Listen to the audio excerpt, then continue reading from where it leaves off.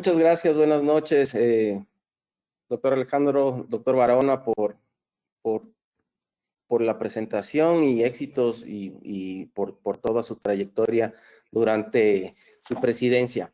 Bueno, este tema que quiero abordar, no sé si estamos ya en pantalla, es algo que realmente me ha llevado bastante tiempo como empezar a digerir de lo que es lo que realmente está pasando o cómo estamos empezando a manejar los nuevos cambios que se están presentando actualmente.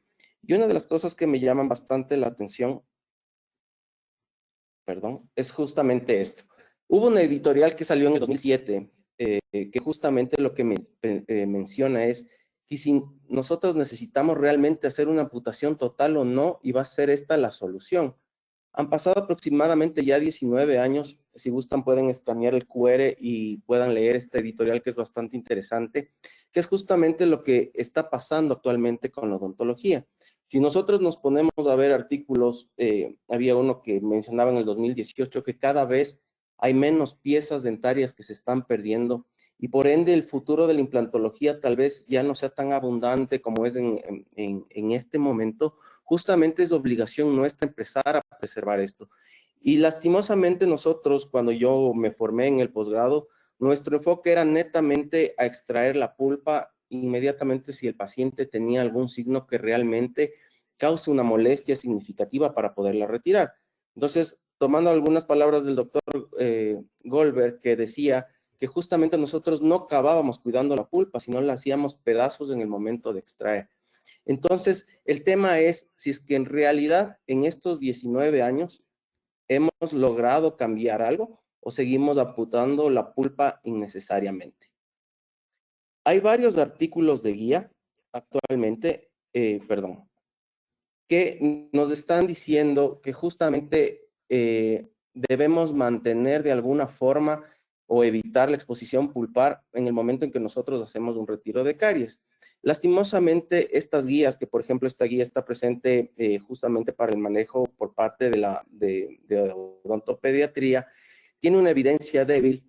¿Por qué? Porque simplemente lo que hace es mantener una cantidad significativa de caries, sobre todo cuando nosotros tenemos una cavidad profunda, y realmente menciona que no existe un diagnóstico clínico muy claro y una correlación entre la histología real, cosa que realmente ya desde el 2014 el doctor Ricucci nos mencionó que sí existe una correlación en la parte histológica con respecto al diagnóstico endodóntico que no estamos manejando. Entonces, lo importante es ver qué es lo que está sucediendo. Son artículos nuevos, hay una recomendación nueva que existe también de la Asociación Americana de Endodoncia y ventajosamente ya existe ahora como un consenso con la Asociación Europea justamente para el manejo de nuevos diagnósticos. Listo, entonces lo que reconoce esta guía es que la cantidad de bacterias que permanece es mayor que en la remoción total, o sea, ya hay un reconocimiento, y el problema es que realmente la certeza suele ser muy baja en este tipo de artículos. Luego tenemos este artículo que salió en el 2017, que también creó un poco de polémica al respecto, es que se abre ya abiertamente que las pruebas de vitalidad, nosotros sabemos que van a ser, o de sensibilidad realmente, van a ser subjetivas, y lo importante es que evita justamente la exposición pulpar y recomiendan no hacer una remoción no selectiva para evitar el daño y por ende evitar que la pieza se vaya dañando a largo plazo. Entonces, el tema es que estas recomendaciones hechas por el Journal of Endodontics ya se va en contra con este nuevo artículo que había salido este año.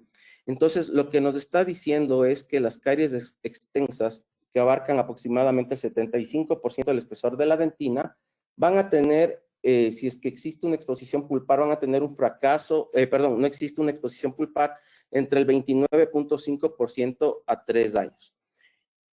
Lo que dice este nuevo estudio que salió en el 2026 es justamente que en caries extensas que van a abarcar más del 75% del espesor, la remoción selectiva para evitar la exposición pulpar tiene una tasa de fracaso del 29.5% a 3 años, mientras que cuando se retira prácticamente todo el tejido cariado junto con la pulpa coronal, se demostró que esta tasa de éxito va a ser mucho mayor con solo un 10.8% de fracaso. Entonces ahí va el punto.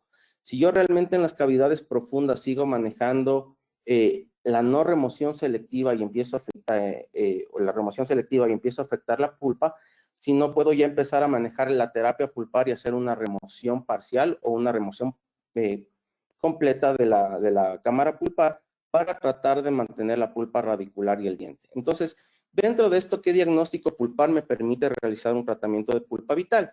Y ahí viene el punto que salió, las nuevas consideraciones para el manejo de diagnóstico por parte de la Asociación Americana de Endodoncia y la Asociación Europea de Endodoncia, que justamente ya me coloca una pulpitis intermedia o una pulpitis severa que yo podría manejar pensando en realizar, ya sea una protección pulpar directa, una remoción parcial o una remoción completa. Y según este artículo que salió en el 2026 con un control a 3 años, me va a poder permitir trabajar y tener buenos pronósticos con los tratamientos que yo estoy realizando.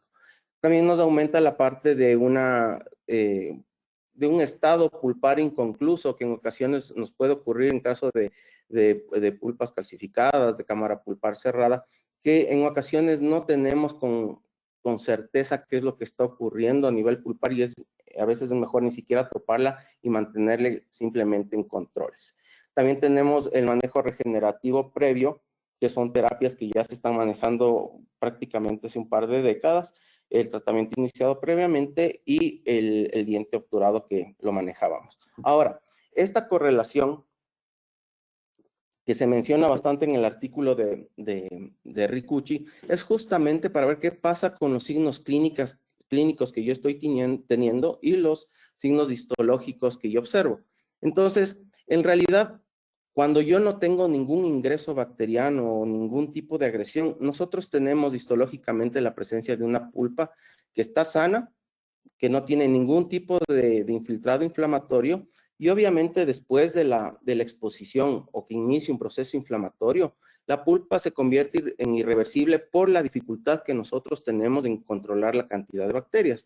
Entonces ahí va el punto en que en realidad si es que yo no puedo controlar esto, debo dejar, especialmente en zonas profundas, un tejido o una dentina cariada para evitar justamente la exposición. Y esto es lo que le va convirtiendo en un pronóstico impredecible, como estamos viendo en este artículo del 2026, que ya 3 años ya me da una idea de que está bajando la tasa de éxito que yo puedo tener en el momento en que yo hago una remoción selectiva de caries. Nosotros antes manejábamos esto para hacer la terapia pulpar vital, que sobre todo no tengamos dolor espontáneo, que no haya antecedentes de dolor previo, que generalmente las pruebas térmicas la recuperación sea en segundos de inmediata, que no haya dolor a la palpación o no haya dolor a la percusión. Con la nueva clasificación, nosotros prácticamente lo que estamos tomando en cuenta es que el paciente sí puede tener dolor tal vez un poco más elevado de lo que nosotros estábamos acostumbrados a pensar de que ya se convertía en una pulpitis irreversible sintomática, sino empezar ya netamente a considerar si es que nosotros podemos hacer algún tipo de remoción parcial o una remoción completa de la cámara pulpar. Cuando nosotros manejábamos estos dos, cuando teníamos una cavidad profunda, hacíamos una protección pulpar indirecta cuando no teníamos ningún tipo de exposición y una protección pulpar directa. Ahora, ¿cuál es el tema? Que los estudios anteriores que nosotros teníamos, por ejemplo, en el 2000, cuando hacíamos este tipo de tratamientos en la exposición pulpar, nosotros teníamos un fracaso entre el 46 al 74%. Entonces, el problema justamente es eso, porque no teníamos los materiales ni un protocolo adecuado en el momento de poder bajar. Entonces, si es un artículo de 2000, hablamos que en los 90 se estudió todo eso y el fracaso obviamente iba a ser muchísimo más alto de lo que nosotros actualmente tenemos y justamente es por la aparición del MTA, del biodenting, de biocerámicos, protocolos más estrictos de bioseguridad en el momento de hacer un aislamiento. Ahora sabemos que tenemos que utilizar en cavidades ya profundas, cambiar a sistemas rotatorios que estén completamente estériles, igual nuestras cucharillas, no utilizar las que estábamos manejando al comienzo de iniciar la remoción de caries, lo que me va a tratar de garantizar es que no tenga exposición de bacterias por parte de la pulpa y así poder mejorar mi diagnóstico.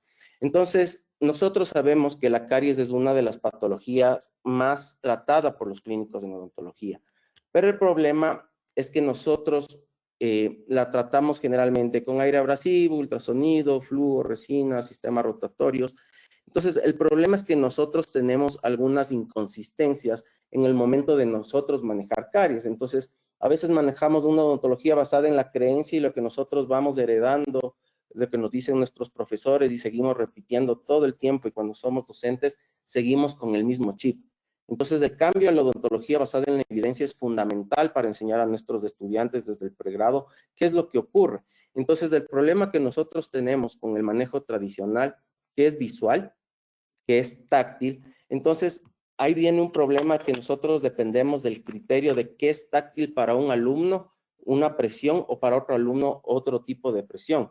Entonces, para un operador va a ser firme algo y otra dentina coriácea para otro va a ser completamente diferente. Lo que uno va a ver marrón, el otro tal vez le vea como amarillo.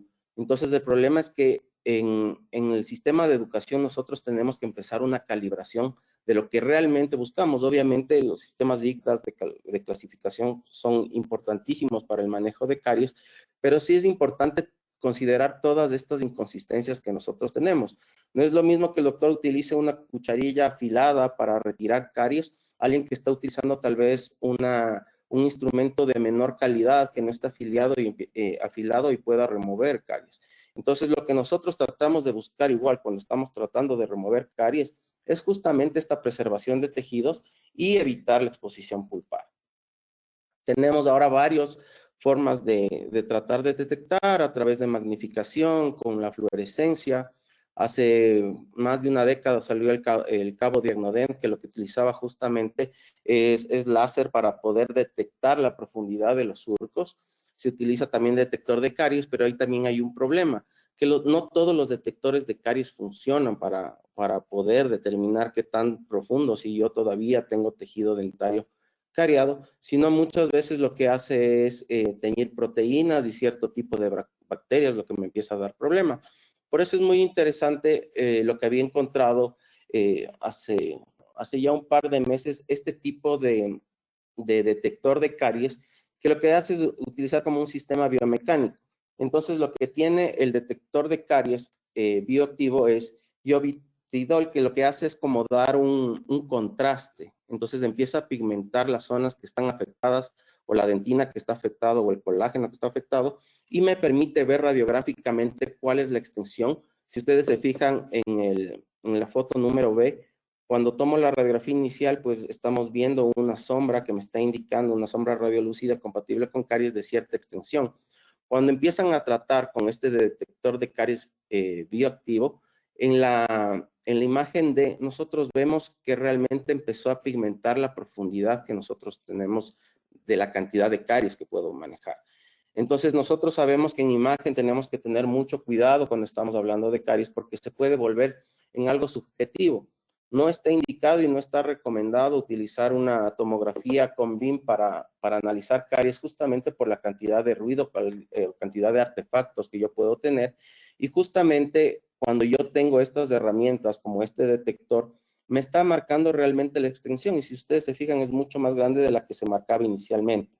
Entonces, tiene varios compuestos que lo que hace, como el quitosano, que es un biopolímero que viene a ser un tipo de quelante, un nanohidroxiapatita, que justamente lo que busca es sellar los túbulos dentinarios y tratar de empezar un proceso de remineralización. Y el ácido lacaico, que es un agente que va a pintar realmente todo el colágeno que se encuentra afectado, o la dentina que tiene colágeno desnaturalizado. Y si gustan, pues aquí tengo el artículo inicial que salió de este tipo de detector de caries bioactivo, que me parece que es uno que puede pintar a futuro muy bien de lo que nosotros podríamos manejar, justamente para quitarnos este criterio que puede ser bastante subjetivo de cómo nosotros vamos a empezar a manejar caries. Como les mencionaba, el manejo de imágenes, de tomografías o de radiografías periapicales tiene que ser manejado con mucha precaución. O sea, no podemos basarnos simplemente en una imagen, y a veces nos pasa cuando nosotros estamos dando clases que los estudiantes convierten el WhatsApp en un medio de consulta para diagnóstico si se puede o no hacer un tipo de tratamiento, y realmente el enfoque clínico aquí es fundamental. tenemos que considerar siempre a los exámenes complementarios como las imágenes, las tomografías, las panorámicas, todo el complemento de ayudas auxiliares que nosotros tenemos cuando hacemos un diagnóstico en eso, que es un complemento a nuestra parte principal. Entonces, siempre diagnóstico vamos a tener uno solo, el resto simplemente va a ser pretextos de algo de que yo no pude manejar bien al comienzo. Entonces, saber las limitaciones de estas imágenes es importante y sobre todo explicarle al paciente que lo que yo estoy viendo en la imagen realmente es mucho menos de lo que está ocurriendo en clínica. Porque para que exista una destrucción y yo pueda ver en una radiografía periapical un tejido que está afectado, desmineralizado, aproximadamente tiene que destruirse el 70%. Lo mismo pasa con las lesiones periapicales. Y este es un artículo que encontré en mi búsqueda de ver desde cuándo se estaba manejando este tema de protecciones pulpares ya de una manera un poquito más formal. Entonces había encontrado esta carta de Barrett de 1877, que justamente la forma cómo se escribía en odontología o cómo se manejaban los artículos científicos era bastante formal, medio poético. Entonces justamente lo que él buscaba era remitir que lo que pasaba con un protector pulpar que recomendaba a otro de sus colegas, era que este oxicloruro de zinc lo utilizaban como protector pulpar y él en sus pacientes se dio cuenta que realmente era un irritante. Entonces lo que estaba haciendo o comunicando Barrett en esa época era justamente, perdón, me volvió a aparecer, ya. Barrett lo que recomendaba es no colocar un irritante en un terreno afectado. O sea, lo que quiere decir, si yo ya tengo una inflamación, no voy a alimentar esa inflamación con un material que provoque más molestias o más inflamación. Entonces, dentro de esta escritura que me parece fantástica en el momento que uno está revisando, es que coloca y dicen, es inútil pelear en contra de las incesantes actividades de la naturaleza, debemos colocarnos paralelos a su paso y no alterar su curso, forzando su comportamiento a nuestras rutas. ¿Qué quiere decir esto? O sea, lo que nosotros buscamos ahora con los materiales de protección pulpar es justamente eso, no irritar más un terreno que ya está completamente afectado.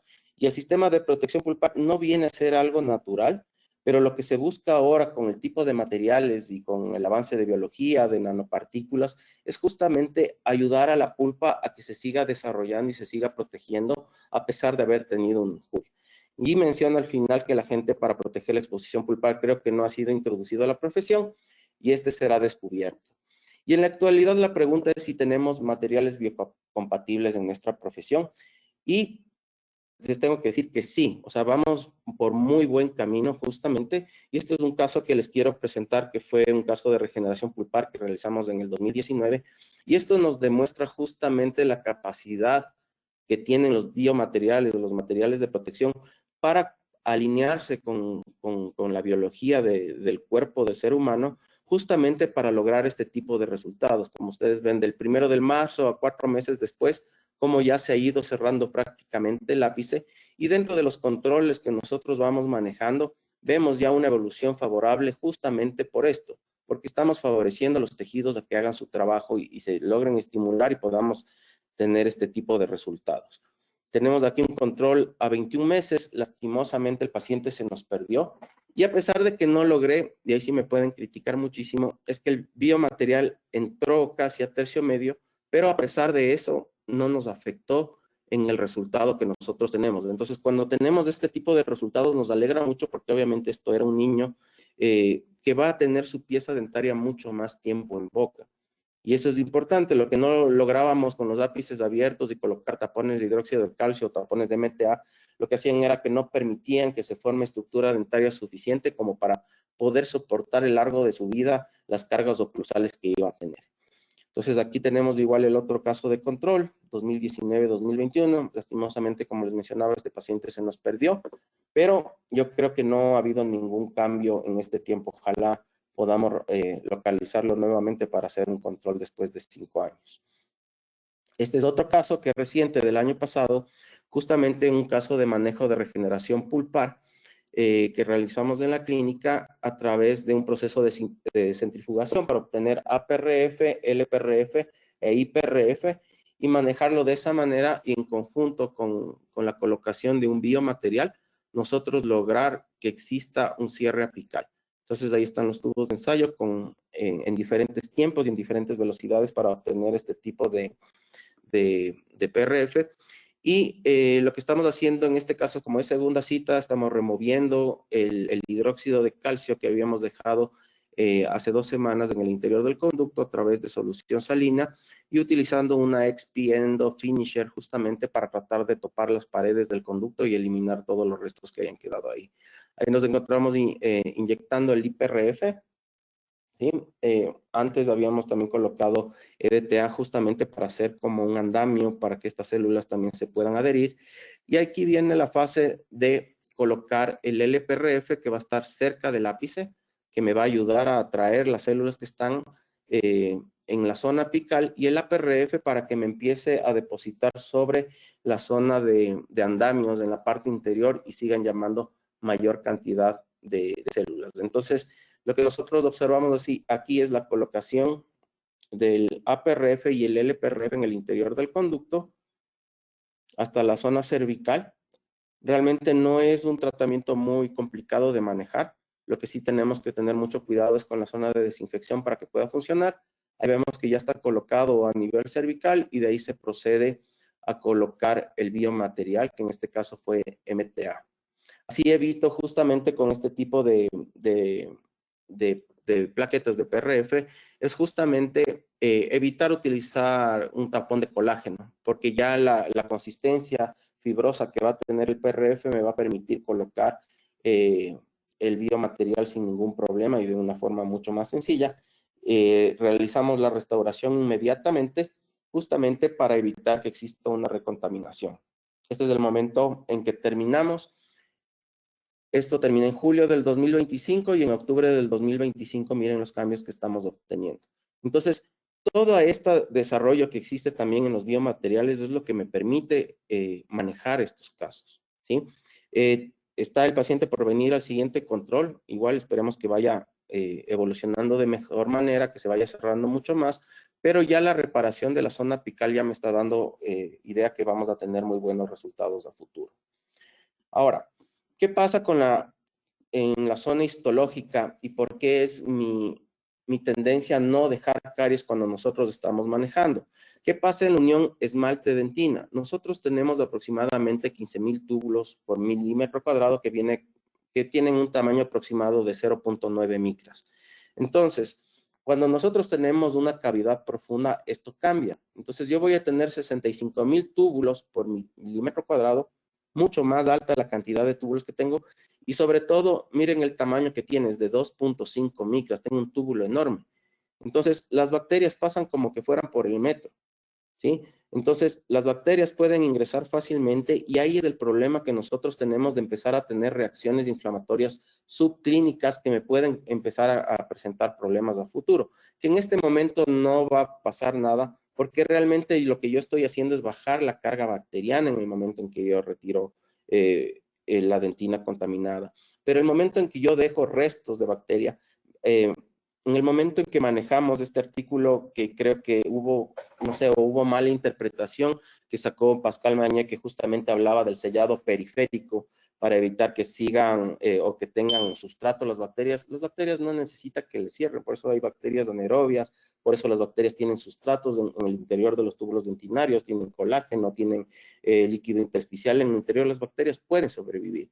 Ahora depende del tipo de bacterias que nosotros tengamos en el interior, que sean muy patógenas o no patógenas, y la capacidad que tengan de movilizarse en el interior del túbulo, lo que me va a causar problemas a futuro. Entonces, en ese sentido, esta es una siembra que se realizó una exalumna, que es la doctora Pamela Barreno, que era estudiante de la UNAM, hizo una siembra de bacterias en el interior del conducto para analizar en un estudio de remoción con ultrasonido y activación de hipoclorito de sodio. Y si ustedes se fijan, el resultado que nosotros tenemos es que todavía tengo bacterias en el túbulo dentinario. Y ustedes saben que en endodoncia nosotros dedicamos muchísimo tiempo a la desinfección. Pasamos muchísimos minutos desinfectando, activando el ultrasonido, cambiando de irrigantes, renovando el hipoclorito, aumentando temperatura. Y en el fondo yo a veces les digo a mis alumnos, y ustedes me van a decir, porque en una cavidad profunda pusieron 5 segundos clorexidina, voy a eliminar la misma cantidad de bacterias que estoy haciendo en endodoncia. No es así. Es imposible que nosotros lleguemos a tener esterilidad dentro del conducto o esterilidad en una cavidad, pero por lo menos sí bajar el número considerable de bacterias que puedan afectar de forma subclínica a la pulpa. Entonces, dentro de todas estas funciones que tiene la dentina, que se forma de forma primaria, que es la que está durante la formación del diente, una secundaria que va a ser producida por los odontoblastos después de terminar la formación, y la terciaria que hablamos de una que está formada por respuesta a estímulos extrínsecos. Y ahí va el punto. Dentro de esta terciaria nosotros tenemos la reaccionaria que está producida netamente por odontoblastos y una reparativa a los mal llamados pseudodontoblastos, ¿sí? Que lo que hacen es formar una dentina que ya no tiene tan buena calidad. Entonces, a veces les pongo a los alumnos la comparación del tipo de dentina reaccionaria, hablamos como que el arquitecto es el que está formando la casa o el ingeniero civil es el que está armando la casa y en la reparativa tenemos el albañil a cargo de formar, porque no vamos a tener la misma calidad de túbulos dentinarios y van a ser completamente desorganizados. Y luego tenemos la esclerótica que viene a ser ya el colapso mineral del túbulo dentinario que va a ser ya de tipo como un vidrio prácticamente, que es lo que odian mucho los que hacen restaurativa, porque prácticamente si la adhesión ya es mala en dentina, en la esclerótica va a ser muchísimo peor. Entonces, en estos cortes histológicos que tenemos en este artículo de Carvalho, nosotros vemos que a pesar de que exista una distancia en donde se encuentra la caries, ustedes vean todo lo que afectó el tejido en el interior. Entonces, no puedo hablar de una caries superficial sin pensar, como hablábamos del artículo de Ricucci del 2014, que no haya ningún efecto sobre la pulpa. En el momento en que existe un estímulo dañino, en este caso por presencia de bacterias, la pulpa igual va a responder y no importa la distancia. Obviamente los grados de afectación van a variar dependiendo de la profundidad y la cantidad de bacterias que tengamos en este caso. Entonces, si ustedes se fijan, tenemos ya formación de tejido calcificado, células inflamatorias, que ya empiezan a comprometer el tema pulpar y a nivel que vaya avanzando el proceso carioso, obviamente van a haber mucho más daño en el interior. Entonces, el problema principal que nosotros que tenemos con la dentina es justamente esta permeabilidad. Entonces, esta permeabilidad es la que nos permite que pasen las bacterias fácilmente. Entonces, generalmente cuando nosotros tenemos bacterias que vienen a ser como irritantes extrínsecos, el cuerpo lo que provoca es una inflamación y generalmente empezar a liberar moléculas bioactivas como el factor de crecimiento beta 1, ¿sí? Lo que va a estimular es a la formación de dentina terciaria en este caso. Pero a pesar de que ustedes vean que hay una distancia fundamental y ustedes pueden hacer lo mismo con piezas extraídas y realizar un corte, ustedes van a darse cuenta de cómo se va afectando la dentina y cómo también la pulpa empieza a responder, a pesar de que tener un proceso carioso que realmente nosotros consideraríamos como superficial y que no nos llegaría a tener problemas a futuro. Pero en el momento en que nosotros tenemos esta subjetividad, cuando estamos removiendo tejido cariado, realmente voy a tener un efecto o voy a tener una inflamación clínica, subclínica, perdón, que sí puede provocar daños. Todavía no hay un estudio muy claro, pero ustedes saben que en el cuerpo humano cualquier tipo de inflamación o cualquier tipo de activación del sistema inmune implica también un gasto energético y en caso, por ejemplo, en la parte periodontal ya hay esta relación con el Alzheimer, con enfermedades crónicas. Obviamente no es el mismo tipo de inflamación periodontal, que es mucho más grande, a una pulpar tal vez presente con una inflamación leve, pero todavía habría que hacer estudios para revisar qué es lo que está sucediendo en el sistema inmune en pacientes que realmente tienen caries tipo crónicas que están provocando inflamación pulpar. Entonces, el tema es hacer remoción selectiva o hacer remoción no selectiva. El problema de los defensores de la remoción selectiva de caries es que justamente no tenemos estudios, en estos estudios sistemáticos o metaanálisis, que realmente nos demuestren que a largo plazo se pueda llegar a una conclusión de que va a ser benéfico en la aparición de síntomas o no. Igual, en este artículo de acá nos está mencionando también que necesitan o que hay muy pocos estudios que son de poca calidad y que los controles son a 2 años. Entonces no tengo como una referencia muy clara de lo que clínicamente yo podría obtener en el paso de los 5, 10, 15 años para poder revisar. Entonces, igual, como ustedes observan en este artículo, que puede ser benéfico en un momento, ¿sí? Pero inclusive a largo plazo puede haber alguna tendencia a falla de las restauraciones, ¿sí? Entonces, este artículo que había realizado, que me parece uno de los, para mí, los más importantes que tiene Ricucci, es justamente la cantidad de casos que presenta. Son de 264 piezas dentarias, son más de 720 casos clínicos, en que en ninguno de esos casos utilizó una remoción selectiva y tiene controles de seguimiento de estos 520 casos de 3 a 30 años. Entonces, este tipo de evidencia es la que me permite coger y decir, yo así voy a manejar en mi clínica y así puedo tener un poco más de certeza qué es lo que va a pasar con mis pacientes a largo plazo. Yo tengo una buena amiga que es odontopediatra, que realmente se enfocó mucho en la prevención de sus pacientes que maneja en su clínica privada. Ella ya está por encima de los 50, 60 años. Si me está escuchando, no me mates por no saber la edad exacta o exponerte, pero lo que me dice ella es que ya no tiene tantos pacientes de seguimiento como antes porque justamente ya no tienen caries, están bien, y ese es el proceso que la odontología está viviendo actualmente, porque la cantidad de piezas que se perdieron en la época de la odontología mutilatoria ya no va a estar presente en las nuevas generaciones. Entonces, si actualmente nosotros vemos que muchos implantólogos, cirujanos, periodoncistas pasan poniendo Olon 4, Olon 5, Olon 6 en los pacientes, generalmente son de esta época que fue de la generación mutiladora. Entonces, las nuevas generaciones realmente ya no vienen con esos problemas que tenían antes, y al menos un paciente que pueda acceder o económicamente hacerse tratar en un consultorio dental desde pequeño, pues no va a tener los problemas que nosotros tenemos. El único problema que nosotros se está presentando es que justamente el ser humano ya es más longevo y las piezas que van a tener que estar en boca mucho más tiempo. Entonces, los tratamientos restaurativos tienen que ser mucho más predecibles y ahí entramos también nosotros en el manejo o no de hacer una endodoncia, porque querramos o no, hacer una endodoncia implica también bajarle el pronóstico en la pieza dentaria, aunque a veces eso nos raya un poco escuchar. Sí lo hacemos y por eso queremos evitar también hacer endodoncia haciendo este tipo de terapias justamente para conservar las piezas dentarias. Y igual en este artículo se puede observar que a pesar de la distancia que existe de las lesiones cariosas, miren el paso de bacterias que están encerradas en esta zona de aquí a través de los túbulos y las células inflamatorias presentes. Entonces, en el artículo de correlación entre signos y síntomas y estudio histológico que tiene Ricucci, justamente nos está diciendo eso. Ingresaron bacterias, automáticamente el cuerpo va a empezar a reaccionar justamente porque el órgano dentario, la dentina, tiene esta permeabilidad que le permite esta comunicación directamente con la pulpa. Ahora, igual nosotros observamos acá que a pesar de que en el corte no vemos la zona de dónde está la profundidad de caries, tenemos un avance importante de bacterias en el interior. Y en zonas ya se puede observar un microabsceso, una piedra pulpar y, por ejemplo, la presencia de células inflamatorias concentradas en un punto.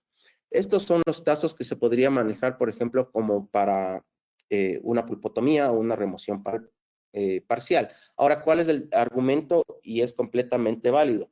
Nadie tiene ojos de microscopio como para poder valorar esto. Entonces, el tema que nos basamos actualmente para tratar de manejar la terapia pulpar vital es justamente revisar la hemostasia, si para asegurar dentro del tiempo indicado de 3 a 5 minutos que yo pueda parar un sangrado después de hacer un corte, revisar si es que los conductos a nivel del piso de cámara esté pegado al conducto, lo cual obviamente yo tendría que hacerlo en una magnificación alta para poder valorar. Entonces, justamente lo que busca la terapia pulpar vital es preservar y mantener el tejido pulpar en estado sano, a pesar de haber sido comprometido por trauma, caries o procedimientos restaurativos, según el glosario que maneja la Asociación Americana de Endodoncia. Ahora, este es un caso que manejamos ya hace algún tiempo con una colega que le hice a su madre este caso, y justamente también hay esta posición que tiene la Asociación Americana, que habla que ya existe estudios histobacteriológicos que me dicen que hay presencia de caries a pesar de que yo haya removido. Entonces es un caso un poco complicado por la posición donde estaba. Lo que hicimos es remover el tejido cariado a alta velocidad al comienzo, remover desde la zona coronal hacia la zona profunda y empezar a retirar la dentina justamente con una cucharilla bien afilada. ¿Sí? Como les digo, ahí viene la subjetividad. ¿Hasta cuándo retiro? ¿Sí? Y realmente viene de la mano también con la experiencia y de cómo están mis sentidos en el momento de realizar la remoción de caries. Entonces se hace un grabado selectivo, colocamos clorexidina para evitar la formación de metaloproteinasas. En este caso utilicé Teracal en la zona más profunda. Sí, no es mi favorito, era el que tenía realmente disponible en ese momento. Entonces lo que tiene el Teracal es un silicato de calcio y eso ya vamos a hablar en un momento de eso. La ventaja del Teracal es justamente esta facilidad de manipulación y que obviamente al ser polimerizable con fotoactivación se me hace mucho más sencillo en el momento de manejar.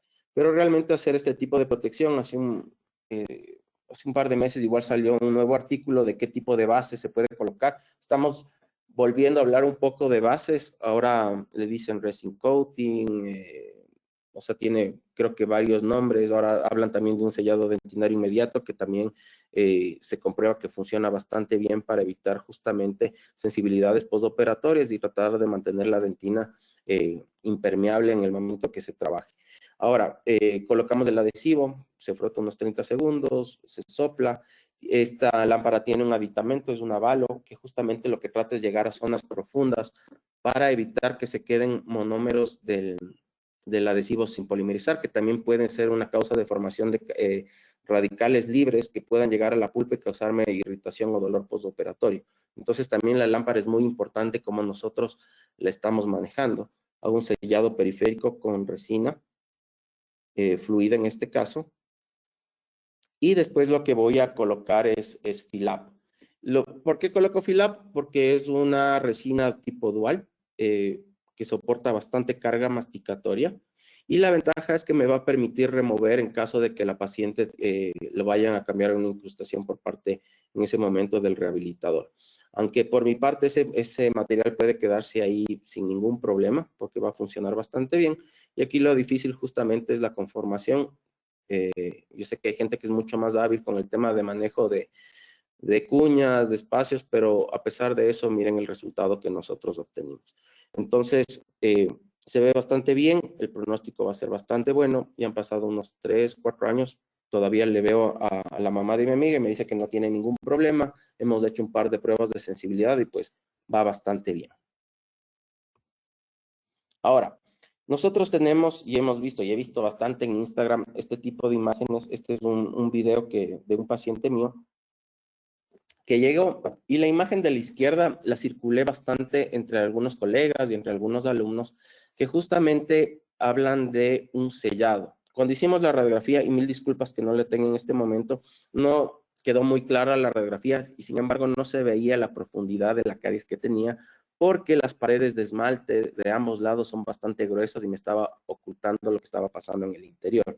Entonces, cuando tú enseñas esta imagen, realmente nos basamos, la paciente asintomática completamente, las pruebas de sensibilidad pues dieron positivas y respondió dentro de la normalidad, pero las respuestas que tuve para manejar esto me asustaron cuando dijeron, no metas un explorador ahí porque en el momento en que ingresas con el explorador, rompes el esmalte y ahí se va a activar la caries. Yo, ok. Esa fue la primera respuesta. La segunda, no, esta ya es un IGDAS que hay que abrir o puedes abrir la fisura en esta zona y poner resina fluida y hacer un sellado para que no ocurra esto.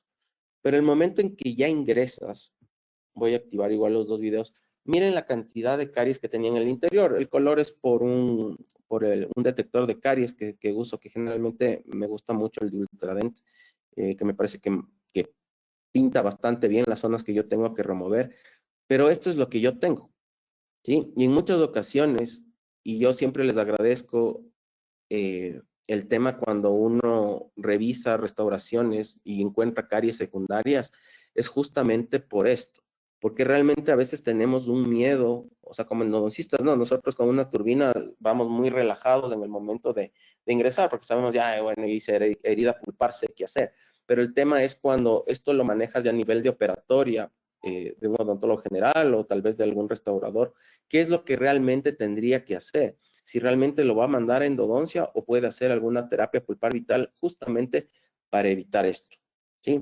En este caso ya hubo una herida pulpar. Observamos la pulpa, ya se hizo hemostasia, no está sangrando. Aquí se colocó MTA, ¿ya? Esta es la pieza dentaria de un familiar. Yo con los familiares a veces sí juego un poquito en el tema para hacer controles, me sirven un montón para ir revisando que vaya funcionando los tratamientos. En este caso, la herida pulpar se manejó, si ustedes se fijaron ya no estaba sangrando, está prácticamente limpia todas las paredes, y lo que sí trato es restaurar inmediatamente. Yo no espero, yo cuando estaba en el posgrado me decían que tengo que esperar a que acabe de endurecerse el MTA antes de hacer cualquier tipo de procedimiento, pero en este caso el MTA siempre va a fraguar igual en humedad, quiera o no. Entonces lo que hago es colocar un poco de teracal y hacer una restauración, en este caso disculpen que salió media feita, pero esta es una restauración provisional hasta poder revisar cómo va evolucionando. Y después ya se cambia a una restauración definitiva. ¿Listo? Este es un caso igual que manejamos recientemente.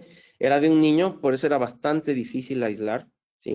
El manejo fue bastante complicado, inclusive tenía pánico en el momento de utilizar la turbina, pero retiramos siempre caries desde la zona coronal, ¿sí? Y cada vez que me voy adentrando y estoy sintiendo que ya llego al límite para llegar a cámara pulpar, yo cambio ya los instrumentos, cambio ya instrumentos nuevos, de estériles, de cucharillas nuevas, de estériles, justamente para que en el caso de que exista la exposición, como ustedes están viendo ya en la derecha, después de haber quitado todo el techo, observamos la pulpa, inclusive hasta los vasos sanguíneos de ahí, ¿sí?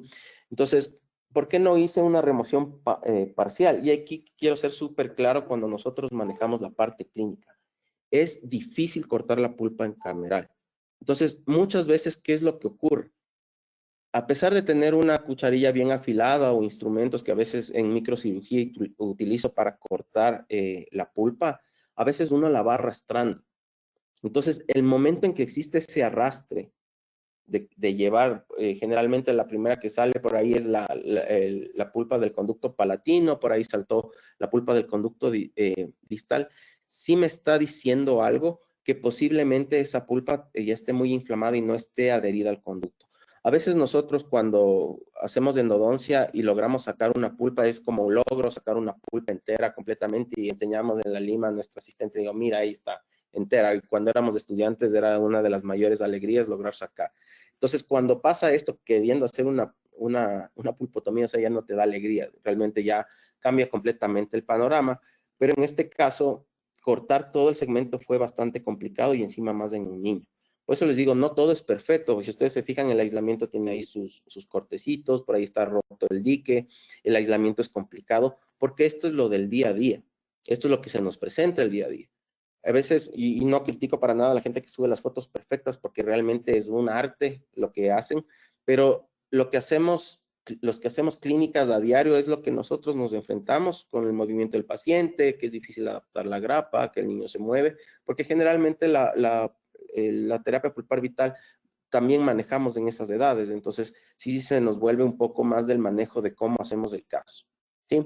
Luego tenemos, ya entrando al tema de materiales que podemos utilizar para protección pulpar directa, hay estudios sistemáticos y metaanálisis que nos dicen qué podemos utilizar, ¿ya?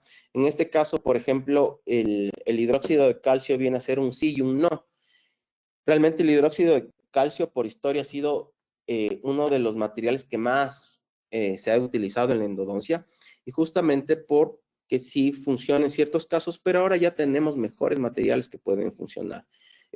Escuchaba en algunas ocasiones cuando algún restaurador que decía que utilizaba adhesivos para tratar de sellar una protección pulpar. Realmente no lo hagamos con adhesivos porque el adhesivo no está hecho para eso.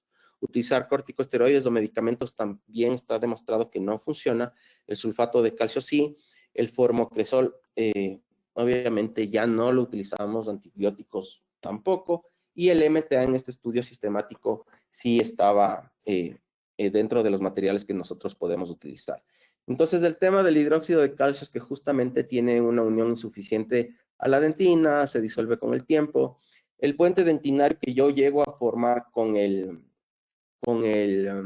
hidróxido de calcio no es de tan buena calidad. Entonces los resultados que yo voy a tener van a ser poco predecibles porque va a haber formación de túneles. El pH es muy alto, lo que puede también causar problemas en los tejidos. Lo que hace es una necrosis superficial. Va a formar por esta necrosis superficial o por esta irritación que puede causar el hidróxido de calcio, la formación de calcificaciones pulpares que a la larga no es lo que quisiera que se forme, sino realmente un puente dentinario. Y el problema es que cuando hay grabado ácido en el momento de hacer la restauración, pues ya existe una degradación. Hay este artículo que me parece muy interesante de María Giovanna Gandolfi, que justamente habla de varios materiales que nosotros estamos utilizando en la actualidad, a pesar de ser un artículo que ya tiene más de 9 o 10, no, casi 11 años, realmente nos está diciendo qué materiales son los que tienen mayor liberación de calcio, en este caso en agua destilada, a 28 días, que lo que yo busco es que un material siga funcionando en el tiempo, lo que yo no voy a lograr con un material de polimerización, ¿sí? Entonces, el material que se polimerizó, pues muchas gracias, dejó de hacer la liberación que tanto nos decía el fabricante, que es antibacteriano. El ideal fuera tener un material de restauración de tipo polímero que pueda liberar alguna sustancia que nos ayude a mantener a raya las bacterias, porque como les dije, no vamos a esterilizar 100% ninguna cavidad, menos tampoco lo logramos en una endodoncia, pero sí que existe esta liberación y estos materiales justamente me ayudan. Entonces, dentro de estos materiales que tienen la más alta liberación, tenemos al biodentin. Entonces, el biodentin hoy por hoy se ha convertido casi en un gold estándar en el manejo de terapia pulpar vital. Ahora, ya hablaremos más adelante cuando veamos las propiedades del biodentin, que realmente tiene sus cosas cuando los manipulamos en clínicas. También existía este calcimol o el ultrablend, que era un hidróxido de calcio de fotocurado. Siempre la facilidad que tiene que venga algo en jeringas es justamente la manipulación. La resistencia al ácido era menos soluble, la dureza, pero el problema es que al ser ya de polimerización, automáticamente la liberación de hidróxido de calcio o de calcio es bastante baja.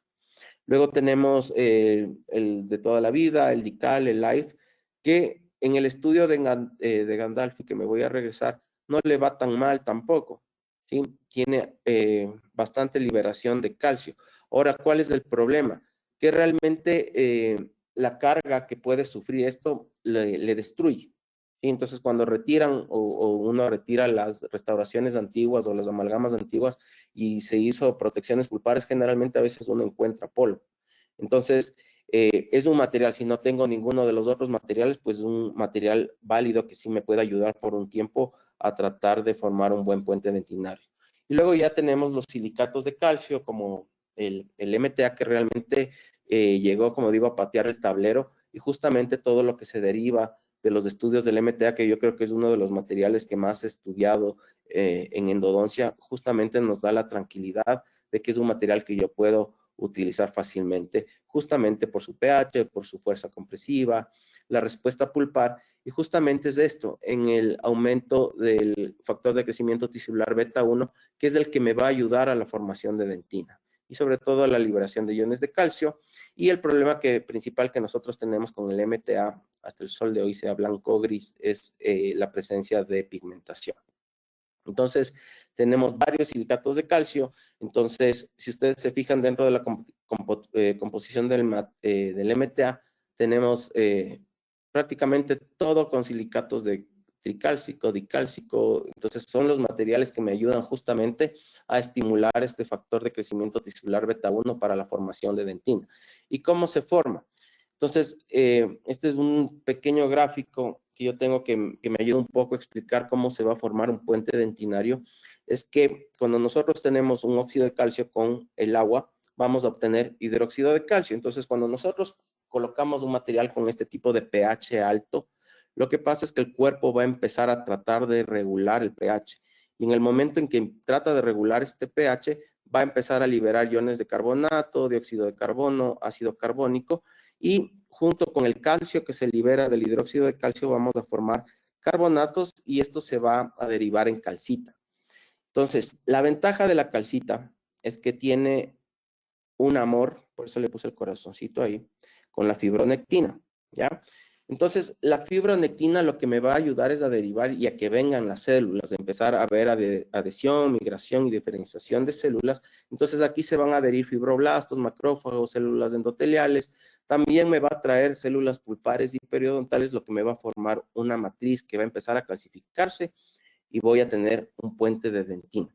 Entonces, el objetivo principal de un material va a ser justamente esta liberación de iones de calcio, ¿sí? que me van a permitir que el tejido empiece a tratar de formar este puente dentinario que va a ayudarme a alejarse de la agresión que tuvo. Entonces, tenemos varios tipos de MTA, o sea, ahora hay un montón de marcas. Más o menos ya sabemos los tiempos de manejo, el tiempo de fraguado, que hablan de unos de 4 horas, otros de 83 minutos, 15 minutos, depende de lo que diga justamente el fabricante. Y sobre todo lo importante del MTA es que no sea soluble. Y justamente ahora el problema que tenemos con los biocerámicos, al menos cuando son biocerámicos que no tienen estudios muy prolongados sobre todo el tema de solubilidad, y si alguien al final me puede corregir, tengo entendido que no tienen estandarización ISO justamente por el tema de degradación o de solubilidad que pueden tener en el tiempo. Entonces me ha pasado en ocasiones que he trabajado con cierto tipo de biocerámicos haciendo apisectomías, y hago controles a los 6 meses o al año y resulta que nunca hice ninguna retropreparación porque desapareció el biocerámico. Entonces, como les digo, hay tipos de biocerámicos y es muy importante que los estudios nos indiquen cuál tipo o cuál marca de biocerámico realmente es el que evita o que no produzca la solubilidad a largo plazo. Entonces, como les mencionaba, hay muchísimos estudios del MTA justamente para protección pulpar, justamente por el éxito que pueden tener a largo plazo. Entonces hay estudios a 24 años, y este es a 24 meses, perdón, y esto es un estudio que no es un estudio clínico como muy, me refiero impactante a nivel de la escala de investigación que nosotros tenemos, pero sí me da una idea de qué es lo que ocurre cuando nosotros hacemos o utilizamos materiales como el hidróxido de calcio, el MTA, el biodentin y un sistema adhesivo cuando hago una protección pulpar directa. Entonces, en este estudio, cuando se hicieron la protección pulpar directa, lo que se hizo fue una reconstrucción en un renderizado 3D de qué cantidad de puente dentinario, y también esto se analizó histológicamente para ver cuál funcionaba mejor. Entonces, si ustedes se fijan en el gráfico, miren el tamaño de puente dentinario que se llegó a formar con el MTA, ¿sí? Con el biodentin, que aparentemente es el más grande, y miren lo que pasa con el adhesivo, ¿sí? O sea, no cumple su función porque el adhesivo no está hecho para hacer protección pulpar directa, como he escuchado muchísimas veces, que me parece un disparate. Pero lo que hace y por qué se formó este puente dentinario minúsculo es justamente por irritación. O sea, le pusieron el adhesivo, los mononos le irritaron a la zona de la pulpa y se formó este pequeño enclenque de aquí, ¿ya? Que no cumple la función que nosotros buscamos. Entonces, muchísimos artículos, como ustedes ven acá, del MTA estudiando, que tiene mejor biocompatibilidad, que tiene una respuesta biológica favorable, las marcas, que va a estar mucho mejor, funciona mucho mejor que el hidróxido de calcio. Entonces, toda esta información que tenemos, pues ya nos da la confianza de qué tipo de materiales nosotros tenemos que utilizar. Y dentro de estos también tenemos los biocerámicos, que son tipos de cerámicas que vamos a utilizar en biomedicina. Entonces, viene a ser un biomaterial con base cerámica, ¿ya? Que va a estar parte de un dispositivo médico o va a estar en contacto con células, tejidos, órganos o sistemas. Los biocerámicos no los hemos utilizado nosotros únicamente, sino también se maneja muchísimo en el área de medicina, sobre todo en el tema de traumatología. Entonces, las propiedades que tiene es que va a formar mucho mejor un puente dentinario, va a ser de fácil manipulación, ¿sí? Tiene una mayor compatibilidad con los tejidos, tiene mejor sellado y tiene muy buenas propiedades mecánicas.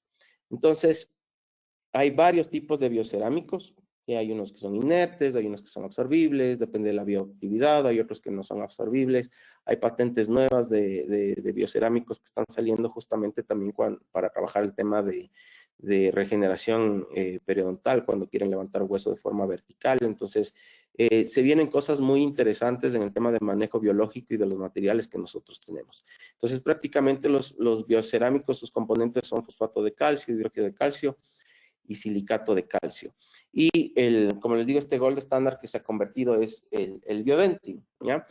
El único pero que yo siempre tuve hace muchos años cuando empecé a utilizar el biodentin es que en Latinoamérica tenemos un problema, que las cosas son de difícil acceso, son costosas, y al menos que las casas comerciales lo traigan era difícil. Entonces, al comienzo, cuando nosotros utilizábamos las cápsulas de biodentin, ¿qué hacíamos? Las destapábamos, utilizábamos un poco del cloruro de calcio que viene en el líquido y espatulábamos y mezclamos. Pero después, cuando empezaron a salir los estudios que mencionaban que realmente se tiene que amalgamar no es amalgamado, ¿no? Sino como que batirlo, porque no son metales, pero utilizamos el amalgamador que teníamos cuando se hacía amalgamas, se obtiene una mejor estructura, o sea, resiste mejor estructuralmente, entonces es algo que tenemos que hacer. El problema, como yo les decía, es que se desperdicia un montón. Entonces, es un material que utilizas nada. Imagínense en una protección pulpar directa, ¿cuánto van a utilizar? Entonces, prácticamente nada. Entonces, todo el resto se desperdicia prácticamente y pues da dolor. Ahora, han salido este nuevo Biodentin XP, que lo que preconiza es que, igual como el anterior, también sirve para restauración, para protección pulpar directa, para protecciones indirectas. O sea, el tema del biodenting es bastante amplio de lo que nosotros podemos utilizar, sobre todo tanto en restaurativa como en endodoncia. La ventaja es que viene ya en dos presentaciones, el XP200 y el XP500, dependiendo de la cantidad que nosotros necesitamos, pero igual sigue siendo bastante. O sea, igual se va a desperdiciar en ese sentido. Ya viene con una pistola, igual hay que batirlo o agitarlo en una máquina para que justamente podamos obtener estas propiedades que tiene el Biodenti. Ahora, no sé si en México se consigue, en Ecuador todavía no ha llegado, sé que está en Estados Unidos ya. Si gustan pueden igual escanear el QR y está el protocolo de manejo de este Bullfill, justamente que sirve para reemplazar, o sea, lo que preconiza justamente reemplazar la dentina por la capacidad y por la dureza que justamente tiene, y encima del material ya se puede colocar cualquier tipo de material restaurativo, ya sea de definitivo o temporal, mientras nosotros observemos cómo va la evolución del caso que estemos manejando en ese momento. Es una mezcla polvo líquido, la reacción química es MTA, es agua, la formación de hidróxido de calcio y silicato de calcio hidratado. El tiempo de fraguado se habla de 12 minutos y hay estudios que refieren hasta 45 minutos. El manejo es mucho más sencillo para mí que hacerlo el MTA, no sé la gente qué opine. Tiene una consistencia de masilla y permite el tratamiento también en una cita. Y como decía antes, del MTA a mí me hacían esperar por lo menos un día para volver a trabajar sobre ese material y hacer la restauración. Como les digo, yo personalmente ya evito hacerlo por lo que quiero evitar la contaminación de la zona donde trabajé. Tiene un sellado marginal bueno, tiene una adhesión micromecánica que puede penetrar a túbulos dentinarios. El pH se mueve entre 11.63 y cuando ya fraguó completamente llega a 9.21. Tiene buena liberación de calcio, como vimos en los estudios anteriores de Gandalfi. No tiene una respuesta pulpar agresiva porque no es citotóxico. Y lo que yo obtengo es el aumento de este factor de crecimiento tisular beta 1, que justamente es lo que va a estimular a los odontoblastos a formar dentina terciaria. Tiene buena calidad de formación de tejidos duros, es regular, es uniforme y forma completamente un buen puente dentinario y no me cambia el color de las piezas dentarias, que eso también es importante. Una forma que hablábamos con una colega, la doctora Carolina Leal, que es de la Universidad Javeriana, es que justamente eso me hizo caer en cuenta que el momento en que se empezó a manejar el sellado dentinario inmediato, nosotros podemos hacer lo mismo con el MTA. Antes de colocar MTA en ciertas zonas, nosotros podemos hacer este sellado dentinario inmediato y yo he visto también que ha bajado este tema de coloración o de pigmentación de piezas dentarias, justamente porque ya estoy impermeabilizando completamente la dentina para que los cromatóforos no atraviesen fácilmente y me cambien el color de la pieza dentaria. Luego tenemos el Teracal, que fue lanzado en el 2011, que era el LC, que es de Light Curing, que estaba indicado para protección pulpar directa e indirecta. El tema es que tiene una respuesta baja a la adhesión, ¿sí? Entonces, bueno, no, se puede mover. No sé si alguien ha colocado Teracal y en el momento por algo lo toparon y automáticamente eso se resbaló de la zona donde habían dejado, pero siempre la aplicación va a ser más sencilla. Ahora, salió después del Teracal PT, ¿ya? Que es por Pulpal Therapy, pero resultó, si bajaron en los estudios que tenían de citotoxicidad, bajó mucho más que lo que tenía el Teracal, pero sin embargo sigue teniendo cierta carga de citotoxicidad. Entonces, todo lo que tenga polímeros tiene materiales que no son muy amigables con la pulpa. O sea, son materiales que yo creo que nosotros podemos utilizar tranquilamente como una protección pulpar indirecta, pero colocarlo directamente por la pulpa tal vez no lo recomiende. Viene con una jeringa premezclada, o sea, la reacción es a través de polimerización con luz halógena, unos 20 segundos. El tiempo de fraguado o endurecimiento es inmediato, no sería de fraguado, sino de polimerización.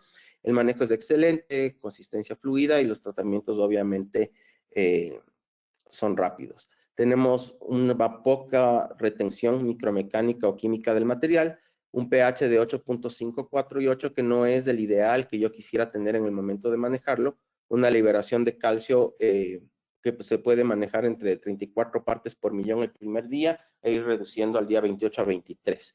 La respuesta pulpar, obviamente, como les mencionaba, es tóxico para fibroblastos, no es favorable para la formación de capa de dentina, y la calidad de formación de tejidos duros es de baja calidad. O sea, la barrera clasificada no es tan buena de lo que nosotros desearíamos, y el cambio de color de la pieza dentaria, pues justamente la ventaja es negativo.